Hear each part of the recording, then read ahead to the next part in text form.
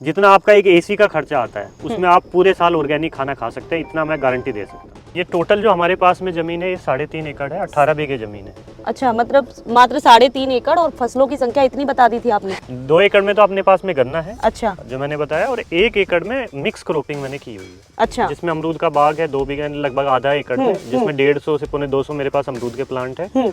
और बाकी जो ये जमीन है इसमें मैं फ्रूट, वेजिटेबल, मेडिसिनल प्लांट, तो उसमें उसका लगभग 3 गुना वो कर सकता है। लगभग 1 एकड़ से 4 से 5 लाख रुपए वो कमा सकता है। हाँ, और ये कितना जबरदस्त इसके ऊपर फ्रूटिंग हो रही है।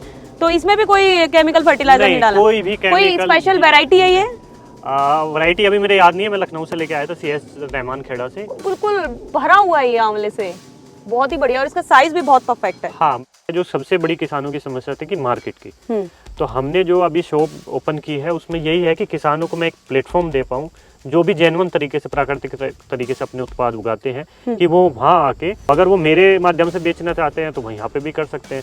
मुझे तो खेती का ना किंग नजर आ रहे हैं आप, और किंग इसलिए क्योंकि लोगों को नेचुरल फार्मिंग करना सिखा रहे हैं और ऊपर से उनके लिए मार्केट भी उपलब्ध करा रहे हैं। MBA का नाम दिमाग में आते ही दिमाग में आता है बड़े बड़े कॉर्पोरेट ऑफिस, लैपटॉप और अच्छी खासी सैलरी। लेकिन आज हम मिलने वाले हैं एक ऐसे MBA पास से जिसने इतनी बड़ी तनख्वाह को छोड़कर खेती को चुना और खेती में एक ऐसा मॉडल तैयार किया जिसमें मात्र 3.5 एकड़ में ही गन्ना उगाते हैं, हल्दी उगाते हैं, आंवला उगाते हैं, अमरूद, पपीता, केला, तमाम तरीके की इंटरक्रॉपिंग करते हैं। और सबसे बड़ी बात है कि इनमें वैल्यू ऐड करके अलग अलग प्रोडक्ट तैयार करके बहुत अच्छा मुनाफा भी कमाते हैं। और सिर्फ इतना ही नहीं, उन्होंने तमाम किसानों को इस नेचुरल फार्मिंग की तकनीक को भी सिखाया है और उन्हें भी सफल बनाया है, क्योंकि वो मात्र 3.5 एकड़ की जगह में से अच्छा खासा मुनाफा कमाते हैं। तो चलिए आज हम उनसे मिलते हैं और पूरी जानकारी लेते हैं और इस खास मॉडल के बारे में जानते हैं कि कैसे एक युवा नौकरी को छोड़कर खेती में बहुत खुश है।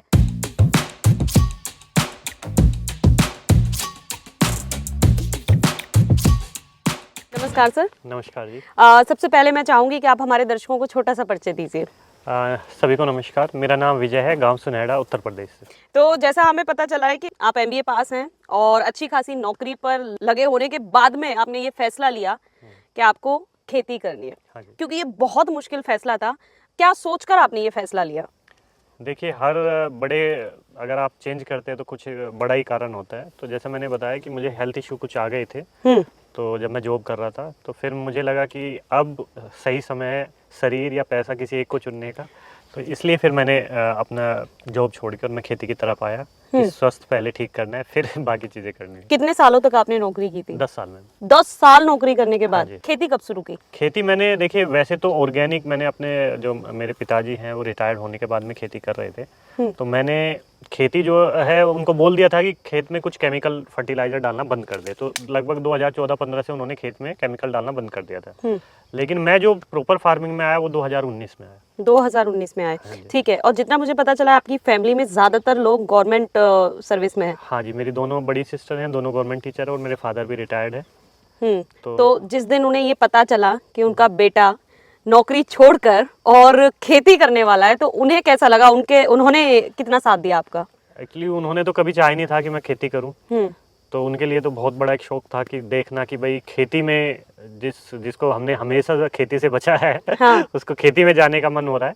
लेकिन मैंने काफ़ी, और फिर वो डर भी था कि जो पहले से ही खेती में है वो भी खेती प्रॉपर नहीं कर पा रहे हैं या अर्निंग उसमें अच्छी नहीं है, तो ये अब खेती क्या करेगा, और इसको हेल्थ इशू भी है, फिर तो वैसे ही लेबर इंटेंसिव वर्क है एग्रीकल्चर का, तो बहुत सारी उनमें इफ एंड बट्स थे। लेकिन धीरे धीरे आज वो खुश हैं कि मैंने ये डिसीजन लिया। तो आपने उनको शुरू से ये बताया था कि आप बिल्कुल नेचुरल तरीके से खेती हाँ, जैसा मैंने बताया 2014-15 से हमने केमिकल डालना तो बंद ही कर दिया था खेत में, और 19 में ही मैंने यूपी स्टेट सर्टिफिकेशन एजेंसी है ऑर्गेनिक के लिए, तो मैंने अपना फार्म भी उसमें रजिस्टर्ड करा दिया था, जिसका हमारे पास सर्टिफिकेशन है कि हमारा जो खेत है वो पूर्ण रूप से केमिकल फ्री है। तो तैयारी तो हो गई थी। तो फिर 19 से जब हमने स्टार्ट किया मैं आके कि भाई क्या करें, तो हमारा जैसे पश्चिम उत्तर प्रदेश की बेल्ट है, गन्ना बहुल क्षेत्र है, तो उसमें फिर हमने गन्ना उगा ही रहे थे हम, तो उससे फिर मैंने गुड़ शक्कर बनाना स्टार्ट किया। ठीक है, जितना हमें खेती का आपके बारे में पता है कि ये सामान्य कोई खेती नहीं है, एक यूनिक मॉडल है ना। तो सबसे पहले तो मैं आपसे ये जानना चाहती हूँ कि कितनी जमीन है आपके पास, कितनी जमीन पर आप ये फार्मिंग कर रहे हैं? ये टोटल जो हमारे पास में जमीन है ये 3.5 एकड़ है, 18 बीघे जमीन है। 2 एकड़ में तो अपने पास में गन्ना है, अच्छा जो मैंने बताया, और 1 एकड़ में मिक्स क्रॉपिंग मैंने की हुई है। अच्छा जिसमें अमरूद का बाग है 2 बीघे, लगभग आधा एकड़ में, जिसमें 150 से 250 मेरे पास अमरूद के प्लांट है।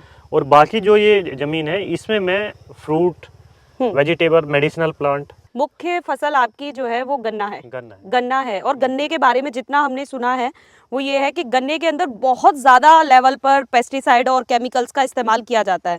तो आपने कैसे बिना केमिकल के कैसे आप इसमें प्रॉफिट निकाल पाते हैं? देखिए, थोड़ा सा जब हम केमिकल फ्री फार्मिंग की तरफ जाते हैं तो थोड़ा तो ये इशू रहता है कि भाई प्रोडक्शन कम रहता है। अच्छा। तो उसको काउंटर, जैसे मैंने बताया कि उसको काउंटर करने का ये है कि हम उसको प्रोसेसिंग करें। जैसे गुड़ बनाए, शक्कर बनाए। ये इधर हमारा गन्ना है, ये जो अभी इसकी कटाई चल रही है, तो हम इससे गुड़, शक्कर और गुड़ के अलग अलग तरह के लड्डू तैयार कर रहे हैं। अच्छा। तो इस तरीके से अगर हम प्रोसेसिंग करेंगे, वैल्यू एडिशन करेंगे, तो हम प्रॉफिट उसमें ले सकते हैं। सर, अगर नॉर्मली बात की जाए कि 1 एकड़ में किसान सिर्फ गन्ना उगा रहा है और वहीं एक किसान उस गन्ने के रस से वैल्यू एडिशन करके बहुत सारे प्रोडक्ट भी तैयार करता है, तो इसमें कितना कमाई अधिक की जा सकती है?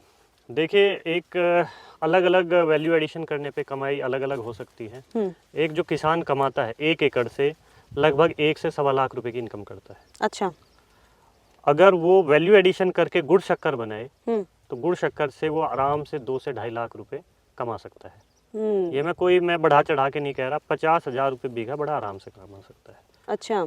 और अगर इसमें वो कुछ अदर फिर वैल्यू एडिशन करता है, फॉर एग्जांपल वो गन्ने के जूस करके सेल कर पाए, तो उसमें उसका लगभग 3 गुना वो कर सकता है। लगभग 1 एकड़ से 4 से 5 लाख रुपए वो कमा सकता है। भाई, मेरे को भी एक चीज़ ये समझ में नहीं आ रही थी, क्योंकि 3.5 एकड़ वैसे अंदाजा लगाया जाए तो बहुत ज़्यादा ज़मीन नहीं है। लेकिन आपको क्या लगता है कि आप उस लेवल पर इससे कमाई कर पा रहे हैं जितनी जो आपकी संतुष्टि के लिए काफ़ी है? देखिए, मैं एक इसमें बता दूं कि प्रयास मैं अभी कर रहा हूँ। अभी मैं एकड़ में 2.5 लाख तक पहुँचा हूँ। हाँ। और उम्मीद ये कर रहा हूँ आने वाले टाइम में, क्योंकि इसमें भी कई सारी चीज़ें आपको देखनी होती है। उसमें आपके खर्चे भी हैं, आपकी प्रोसेसिंग भी है, प्राइसिंग भी है, हर चीज़ आपको तय करनी होती है जिससे कि आपकी डिमांड बनी रहे। तो ये है कि आने वाले समय में, जैसे मैंने लड्डू का आपको बताया और जूस का बताया कि वो भी मैंने अभी काम स्टार्ट किया है, जूस का भी है, लड्डू। तो उसमें फिर ये है कि जो क्योंकि मैंने लक्ष्य ये रखा है अपने लिए भी और दूसरे किसानों के लिए भी, मैं यही प्लानिंग करूँ कि कैसे एक किसान 1 एकड़ से 5 लाख रुपये कमाए। अच्छा। तो उसमें ये है, आधा अभी मैं सफल हो गया हूँ और मैं निश्चित रूप से कह सकता हूँ आने वाले 2 सालों में मैं अपना टारगेट अचीव करने की, और बिल्कुल प्राकृतिक तरीके से। सिर्फ प्राकृतिक तरीके से। अच्छा, एक चीज़ और मैं आपसे जानना चाहती हूँ कि किसान धीरे धीरे ऑर्गेनिक फार्मिंग की तरफ थोड़ा बढ़ने लग गए हैं, उसकी जानकारी लेने लग गए हैं, लेकिन आप एक शब्द इस्तेमाल कर रहे हैं कि आप बिल्कुल नेचुरल तरीके से करते हैं। तो दोनों में डिफरेंस क्या है? आप किस तरीके से? देखिए, नेचुरल और ऑर्गेनिक दोनों ही जहर मुक्त खेती हैं। डिफरेंस ये आ जाता है जब आप ऑर्गेनिक फार्मिंग की तरफ जाते हैं, तो ऑर्गेनिक फार्मिंग में आप ऑर्गेनिक जो मटेरियल है, फर्टिलाइजर है, पेस्टिसाइड है, वो बाजार से परचेज करके आते हो। तो रासायनिक खेती की तरह ही ये भी एक बाजार आधारित खेती है। लेकिन जब आप प्राकृतिक खेती की तरफ जाते हैं तो ज़्यादातर चीज़ें आप खुद ही अपने फार्म पे बनाते हैं। अच्छा। तो दोनों प्रैक्टिस में ये फ़र्क है कि नेचुरल फार्मिंग में आप चीज़ों को अपने फार्म पे बनाते हैं, उस तरह से चीज़ों को करते हैं कि वो आपके क्रॉप को सपोर्ट करें। ठीक है। नेचुरल फील्ड से ही जो आपका खरपतवार है, जो आपकी गन्ने की पत्तियां, उनको ही एज ए आप मल्चिंग के लिए यूज़ करें। आप फार्म पे मैन्योर बनाएं, फार्म पे उसको प्रोसेसिंग करें। तो सारी चीज़ें आप फार्म पे ही करें, ये नेचुरल फार्मिंग है। और अगर आप बाहर से लेके आ रहे हैं तो आपको भी पता है कि जब बाहर से किसान लेके आता है तो हर चीज़ कितनी महंगाई हो गई है। तो इसलिए नेचुरल फार्मिंग आज की ज़रूरत है, जिससे कि किसान का खर्चा कम हो सके। दोस्तों, यहाँ पर हमने बात की विजय जी से, जो उनका मुख्य खेती है गन्ने के बारे में। उन्होंने यहाँ पर जो वैरायटी है वो भी बताई और उनका तरीका भी बताया। अब हम जाते हैं इनकी जो अदर जितनी फार्मिंग की जा रही है, जिसमें मोरिंगा, आंवला और ये चीज़ें उगाई जा रही है, तो अब हम आगे देखते हैं। ये इधर अपना गन्ना था 2 एकड़ में, और इधर जो पूरा ये 1 एकड़ का फार्म है, इसमें हमने फ्रूट और मिक्स क्रॉपिंग की हुई है। तो यहाँ से हम शुरुआत करते हैं। ये हमारा आंवले का आप देख सकते हैं, ये हमारा आंवला आया हुआ है। ये लगभग 5 साल पुराना प्लांट है। और ये कितना जबरदस्त इसके ऊपर फ्रूटिंग हो रही है। तो इसमें भी कोई केमिकल फर्टिलाइजर नहीं डाला? कोई भी केमिकल। कोई स्पेशल वैरायटी है ये? वैरायटी अभी मेरे याद नहीं है, मैं लखनऊ से लेके आया था, CS रहमान खेड़ा से। बिल्कुल भरा हुआ है ये आंवले से, बहुत ही बढ़िया। और इसका साइज भी बहुत परफेक्ट है। हाँ, बिल्कुल परफेक्ट आंवला है, बहुत अच्छा साइज इसका है। तो इसका हम घर पे भी यूज करते हैं अचार वगैरह बनाने के लिए। अच्छा। नीचे हमने ये हल्दी लगाई इस बार, और हल्दी भी आप देख सकते हैं कि बहुत अच्छी है, और 2 साल में बहुत अच्छी हल्दी, तो जगह कोई भी हमारी वेस्ट नहीं हुई है इसमें। हाँ। हम हल्दी लगाते हैं, उसको घर पे ही सुखा के पाउडर बना के हम जो हमारे कस्टमर्स हैं उनको देते हैं। इसके साथ साथ जो आप मोरिंगा देख रहे हैं, पहले इनिशियली मेरे पास 2 प्लांट थे, उससे मैंने फिर 25 प्लांट किया। अभी इसी साल मैंने फिर ये मोरिंगा लगाया है। तो इसका जो भी पाउडर है, जो मेरे जो कस्टमर्स हैं, जो जिनको मैं गुड़ और दूसरी चीज़ें प्रोवाइड करता हूँ, तो उनको ही मैं ये मोरिंगा हल्दी वगैरह प्रोवाइड करता हूँ। ठीक है सर। बाकी और यहाँ पर और किस चीज़ के पौधे लगे हुए हैं ये? अब इधर जो हमने लगाया हुआ है, आप देख सकते हैं, ये सरसों, मूली वगैरह और मेथी हमने लगाई हुई थी यहाँ पे। सरसों है, मूली है, मेथी है, कई चीजें लगी हुई हैं यहाँ पे। हाँ जी। तो इधर आप देख सकते हैं, ये हमने बेर लगाया हुआ है। इधर पीछे की तरफ आपके पपीता लगाया हुआ है। तो अच्छा, ये बीच बीच में ये बेर के कुछ पौधे आ गए, पेड़ आ गए, और यहाँ पर ये सारे में पपीता है। हाँ, पपीता है, मोरिंगा है, और हल्दी इसमें भी इंटरक्रॉप की हुई है। सर, जैसे कि मैं यहाँ पे देख रही हूँ कि लिमिटेड ही यहाँ पर आंवले के कुछ पेड़ हैं और लिमिटेड ही ये पपीता लगा हुआ है। तो जैसे अब ये पपीता है, तो फिर अब इसकी मार्केट कहाँ रहती है? क्या फिर अब ये, क्योंकि ये बहुत लिमिट में आया आपके पास। अगर यही पपीता हम मंडी में लेके जाएंगे तो हमें अच्छा रेट नहीं मिलेगा नेचुरल के हिसाब से। अच्छा। तो इसलिए हमारी कोशिश ये रहती है, या तो इसको पका के या कच्चा, हम जो हमारे जो ग्राहक हमसे रेगुलर तौर से जुड़े हुए हैं उनको ही हम प्रोवाइड करें। अच्छा। क्योंकि मंडी में तो इस चीज़ का कोई मार्केट ही नहीं है कि ऑर्गेनिक की कोई मार्केट है मंडी में आप लेके जाएं और जो लोग खरीद सके। तो जो आपसे पहले ही जुड़े हुए हैं, इसलिए हम लिमिटेड चीज़ें ही उगाते हैं, जिससे कि वो सही तरीके से हम ग्राहक को दे पाएं। ठीक है। क्योंकि जमीन, जैसे मैंने बताया, बहुत ज़्यादा जमीन नहीं है। और फिर इसमें हमारी मेन क्रॉप, जैसे मैंने बताया, हल्दी और सहजन है। ये हमने सहायक के रूप में हमने पपीता या दूसरी चीज़ें जो हमने आंवला हो गया जैसे, ये सब लगाए हुए हैं। इसलिए ये बहुत ज़्यादा नहीं लगाए हुए हैं कि सबसे नंबर 1 फसल हमारी गन्ना हो गई, गन्ने से हम प्रोसेसिंग कर, दूसरा हमारा अमरूद हो गया, तीसरा हमारा हल्दी और मोरिंगा हो गया। तो ये बाकी चीज़ें जो लगाई हुई हैं वो उसको सपोर्ट करने के लिए है। ठीक है। कि 3-4 आपकी मेन क्रॉप हो गई, और बाकी ये जो आपसे ग्राहक जो जुड़े हैं, जैसे कोई पपीते की सब्जी बनाता है, या कोई पपीता जिसको पका के हम देते हैं, या शहतूत हो गया, या आड़ू हो गया, हम खुद भी कंज्यूम करते हैं, और जो हमसे जुड़े लोग हैं उनको भी प्रोवाइड करते हैं। सर, जैसे आपने बताया कि आप बिल्कुल नेचुरल तरीके से फार्मिंग करते हैं, लेकिन जो किसानों के आगे सबसे बड़ी समस्या आती है वो आती है फसलों में बीमारियां आने की। तो आप नेचुरल फार्मिंग में कैसे उनसे बचते हैं? देखिए, कीट भी एक नेचुरल फार्मिंग में एक पार्ट है।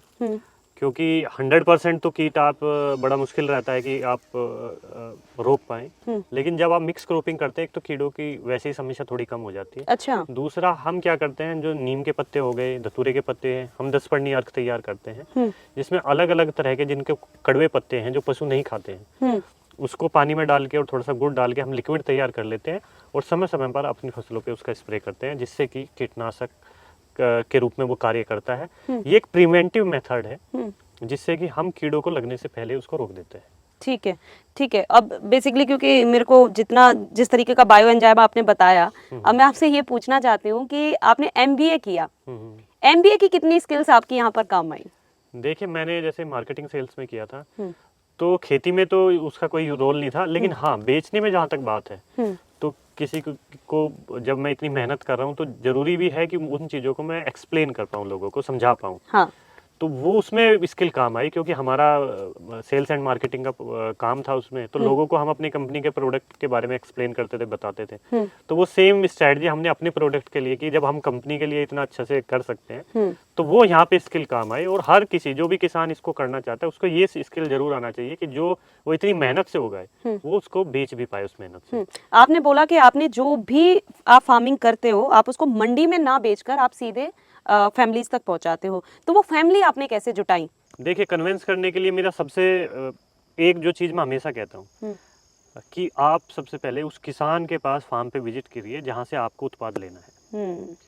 क्योंकि जब आप किसान के पास जाएंगे, जब आप किसान से मिलेंगे, आप किसान का फार्म देखेंगे, तो आप डेफिनेटली जो जेन्युइन किसान जो कर रहा है, मेहनत से खेती कर रहा है, वो आप फार्म पे जाते ही आप समझ जाएंगे। जैसे आप हमारे फार्म पे आए हैं, या कोई भी आएगा, तो उसको समझ आ जाएगा कि इस फार्म पे कितनी मेहनत हो रखी है और ये कैसे कर रहे हैं। हम जीवामृत भी बनाते हैं, हम घन जीवामृत भी बनाते हैं, हम 10 पर्णी अर्क भी बनाते हैं, सारी चीज़ें आपको फार्म पे मिल जाएंगी।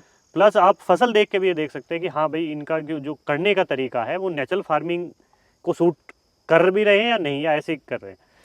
तो हर किसान जो भी नेचुरल फार्मिंग करना चाहता है, अपना फार्म डेवलप करे, लोगों को इनवाइट करे, लोगों को मिलाए, फार्म पे घुमाए, तो ये निश्चित रूप से हो सकता है कि जब आप अच्छा काम करेंगे तो जो लोग हैं वो भी उसको पसंद करेंगे। हो सकता है शुरू में लोग आपको डिस्करेज करेंगे, लोग आपका मजाक उड़ाएंगे, आपको डिमोटिवेट करेंगे, लेकिन एक टाइम आएगा कि वही लोग आपकी तारीफ भी करेंगे। तो ये चीज़ मेरे साथ भी, जब मैं शुरू में लोगों को बताता था, लोग मजाक उड़ाते थे, कहते थे ऐसे तो खेती हो ही नहीं सकती, या बिल्कुल नहीं होगी, तुम बर्बाद हो जाओगे, तुम्हारा तो पैसा सब बिल्कुल ख़त्म हो जाएगा, तुम्हारी खेती ख़त्म हो जाएगी। लेकिन धीरे धीरे जब वो प्रोडक्ट मैंने बेचने शुरू किए, लोग जुड़ने लगे, तो वही लोग अप्रिशिएट करने लगे कि हाँ ये तो बहुत अच्छा है, बहुत बढ़िया है, आप कर रहे हो, मेहनत करते हो, ऐसे करते हो। तो ये चीज़ होती है कि जब आप मेहनत करते हो, आप एक समय देते हो उसको एक ब्रांड इस्टेब्लिश करने में, तब लोग अपने आप जुड़ते चले जाते हैं। ठीक है, 1 एकड़ में जितना भी हिस्सा आपने दिखाया, इसमें हल्दी लगी हुई है, आंवला लगा हुआ है, पपीता है, केला है, कितनी फैमिलीज जो हैं आपसे जुड़ी हुई हैं, जो डायरेक्ट आपसे लेती हैं? देखिए सबसे ज़्यादा तो जो मुझसे जुड़ी हुई हैं वो गुड़ और शक्कर के लिए है, जिसमें तकरीबन लगभग 50 से 100 फैमिली मेरे साथ में जुड़ी हुई है। अच्छा, जो आपका गुड़ तैयार होता है वो डायरेक्ट उनके पास हाँ, उनके पहुंच पास जाता है। बाकी क्योंकि ट्रांसपोर्ट वगैरह भी देखना होता है, तो 20 से 25 फैमिली ऐसी हैं जो रेगुलर मेरे से सामान लेती रहती है। जैसे अभी मार्केट के अंदर हम लोग फ्रूट्स देख रहे हैं ना, फ्रूट्स खाना सबसे ज्यादा हेल्दी है ना, गन्ने का रस पियो, लीवर के लिए ठीक है, बहुत सारी चीजें हैं। यहाँ पर जो उगाया जा रहा है, क्या आंखें बंद करके उठाया जा सकता है? क्योंकि जो हम बाजार से उठा रहे हैं ना, आज हर एक चीज को लेकर हमें बहुत डर लग रहा है। देखिए मैं अपने एक्सपीरियंस से ये कह सकता हूँ कि बाजार में जो मिल रहा है उसमें 99% चीज़ें ऐसी नहीं है जो आप खा सकें। मतलब, और उसकी गलती खाली किसान की नहीं है, उसकी गलती लेने वालों की भी है, क्योंकि हमने कभी भी प्रोडक्ट को, खाने वाले प्रोडक्ट को ब्रांड के रूप में लिया ही नहीं। हमने कपड़ों को ब्रांडेड लिया, हमने अपनी गाड़ी को ब्रांडेड लिया, हमने घर को ब्रांडेड लिया, हमें हर चीज़ ब्रांडेड चाहिए। लेकिन जहाँ खाने पे बात आ जाती है वहाँ पे हम ये सोचते हैं कि सारा पैसा यहीं पे खाने पे बचा ले। जिस खाने के बिना आप सर्वाइव ही नहीं कर सकते एक दिन भी, उसमें आपको ब्रांड नहीं चाहिए, उसमें आपको सस्ता चाहिए। जितना आपका एक एसी का खर्चा आता है उसमें आप पूरे साल ऑर्गेनिक खाना खा सकते हैं, इतना मैं गारंटी दे सकता हूँ। बिल्कुल सही। लेकिन उपभोक्ता या कस्टमर उस चीज़ को नहीं समझते हैं, उनको ये लगता है कि भाई किसानों से सस्ते में ले लो। बिल्कुल सही। तो इसलिए ये कस्टमर को भी ये समझना पड़ेगा, जब आप डिमांड करोगे तो किसान तो उगा के आपको दे देगा, लेकिन हर किसान इतना पढ़ा लिखा नहीं है कि वो उसको मार्केटिंग कर पाए। तो आपको, जैसे आप डॉक्टर्स के पास अपॉइंटमेंट लेके मिलने जाते हैं, तो ऐसे ही आप आपके आसपास जो भी है, देखिए मैं बागपत में ऑर्गेनिक कर रहा हूँ, हर ग्राहक को मैं फुलफिल नहीं कर सकता डिमांड, तो आपका आसपास जो किसान है जो कर रहा है, कुछ किसान जरूर कोशिश कर रहे हैं, जब एक किसान को आप सहारा देंगे तो उसके साथ ही दूसरे किसान भी उस तरफ आएंगे। तो ये एक उपभोक्ता के नाते भी लोगों को समझना पड़ेगा कि किसानों का साथ दें, किसानों को जोड़ें। आसपास गांव है, वहाँ पे जाइए, जो खेती कर रहे हैं उनसे मिलिए, उनको बोलिए कि हमें ये चीज़ें आप शुद्ध उगा के दो। तो निश्चित रूप से अगर आप सही दाम देंगे और उनसे बाई बैक करेंगे, उस किसान को जब लगेगा प्रोडक्शन कम है लेकिन मुझे दाम अच्छा मिल रहा है, तो किसान भी आपसे जुड़ेगा। क्योंकि आपने इतना लंबा अनुभव लिया है खेती के मामले में और एक सफल खेती मॉडल हम इसे कह सकते हैं, तो क्या कुछ और किसानों को भी आपने ये सिखाया है ताकि वो लोग भी इस मॉडल को अपनाएं? हाँ, मैं जो कृषि विभाग है उसकी तरफ से FMT हूँ, फार्मर मास्टर ट्रेनर, जो प्राकृतिक खेती पे समय समय पर किसानों को ट्रेनिंग, या जो कृषि सखी हैं जिनका काम है किसानों को बारे में बताना, उनकी ट्रेनिंग का कार्य भी मैं करता रहता हूँ। अच्छा। और इसके अलावा जो भी किसान भाई मेरे से संपर्क में रहते हैं, फ़ोन पे आदि पे बात करते हैं, तो उनको भी मैं इस बारे में अवेयर करता रहता हूँ, अपने अनुभव शेयर करता रहता हूँ। तकरीबन कितने किसानों को आप केमिकल फार्मिंग से हटाकर नेचुरल फार्मिंग पर ला चुके हैं? देखिए बहुत ज़्यादा तो नहीं है, क्योंकि बहुत मुश्किल होता है फार्मिंग में सस्टेन कर पाना। जैसे मैंने बताया, इसी के स्टेप में एक मैंने किया है जो सबसे बड़ी किसानों की समस्या थी कि मार्केट की। तो हमने जो अभी शॉप ओपन की है उसमें यही है कि किसानों को मैं एक प्लेटफॉर्म दे पाऊँ, जो भी जेन्युइन तरीके से, प्राकृतिक तरीके से अपने उत्पाद उगाते हैं, कि वो वहाँ आके देख सके कि भाई कैसे आप प्रोडक्ट बनाएं, कैसे उसको बेचें। तो अगर वो मेरे माध्यम से बेचना चाहते हैं तो वो यहाँ पे भी कर सकते हैं, अगर अपने एरिया में मेरी तरह का मॉडल बनाना चाहते हैं तो वो भी कर सकते हैं। मुझे तो खेती का ना किंग नजर आ रहे हैं आप, और किंग इसलिए क्योंकि लोगों को नेचुरल फार्मिंग करना सिखा रहे हैं और ऊपर से उनके लिए मार्केट भी उपलब्ध करा रहे हैं। ये अपने आप में एक बड़ी बात है। ये जो मैं एक किसान होने के बाद मैंने समस्या फेस की थी कि मार्केट नहीं है कहीं पे भी। तो मैंने बहुत साल, 4-5 साल घर से मैंने मार्केट की, अपने घर से ही मैं गुड़ शक्कर बना के सेल करता था। तो वही मैंने, जब मुझे पता है कि भाई चैलेंज क्या है किसानों के सामने, किसान कभी भी ट्रेनिंग हम देते थे तो उसमें भी यही कहते थे कि भाई सर हम उगा तो ले, बेचेंगे कहाँ पे। तो यही प्रयास है कि अभी जो 5-7 किसान मेरे साथ जुड़े हैं जो कर रहे हैं, कि उनकी संख्या को बढ़ा के 50 और 100, कम से कम एटलीस्ट एक छोटा ग्रुप ऐसा बनाया जाए कि किसान जहाँ अपने उत्पाद का सही पैसा मिल सके। बहुत सारी ऐसी चीजें इन्होंने बताई हैं जिनसे कि हर एक युवा को भी मोटिवेट होकर खेती की तरफ बढ़ना चाहिए। और जिस तरीके का ये मॉडल था, प्राकृतिक तरीके से खेती करने का जो मॉडल था, वो बहुत जबरदस्त था, लोगों को मार्केट तक उपलब्ध करा रहे हैं विजय जी। तो मुझे तो पर्सनली ऐसा लगता है कि अब वो बात छोड़ देनी चाहिए कि खेती में अच्छा मुनाफा नहीं कमाया जा सकता, थोड़ी सी मेहनत की जाए तो कमाया जा सकता है, और वो भी बिना केमिकल के जहर मुक्त खेती से। तो मुझे लगता है कि इस वीडियो से आपने बहुत कुछ सीखा होगा और किसानों को थोड़ा सा उत्साह भी मिला होगा कि उन्हें इस मामले में सफलता जरूर मिल सकती है। तो ये वीडियो आपको पसंद आई है तो वीडियो को लाइक एंड शेयर करना ना भूलें और चैनल को सब्सक्राइब करें। धन्यवाद।